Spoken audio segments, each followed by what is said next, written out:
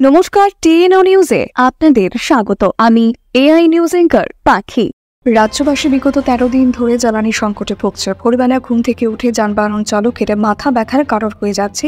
এই চিন্তায় আজকে পেট্রোল পাম্পের লাইন কত লম্বা হবে বা কত জনের পেছনে দাঁড়িয়ে থাকতে হবে, এই প্রসঙ্গে বলা যায় গতকাল অর্থাৎ বুধবারে এই লাইন সবচেয়ে বেশি লম্বা হয়ে গেছিল।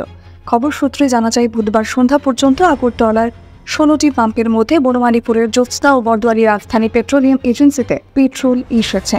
এই পেট্রোল পাম্পের সামনে অসহায় যানবাহন চালক প্রায় 1 কিলোমিটার দাঁড়িয়ে থাকতে দেখা যায়। রাজ্য সমন্বয় সাধক প্রবীত ধর বৃহস্পতিবার আগরতলায় আইওসির সব পাম্পগুলিতে তেল থাকবে এই ভরসা দিয়েছেন, কিন্তু এই কথাগুলিতে জনগণ কোনো বিশ্বাস করতে চাইছে না। জনগণের এই দুর্ভোগ দেখে আমাদের চিন্তাশীল মুখ্যমন্ত্রী ডক্টর মানিক সাহা চুপ থাকেননি।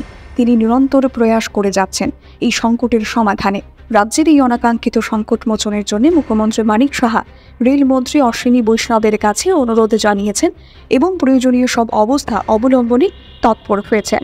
এখনকার মতো সংবাদ এ পর্যন্তই। পরবর্তী নিউজ ও আপডেটস দেখার জন্য অবশ্যই চোখ রাখুন টিএনও নিউজের পর্দায়।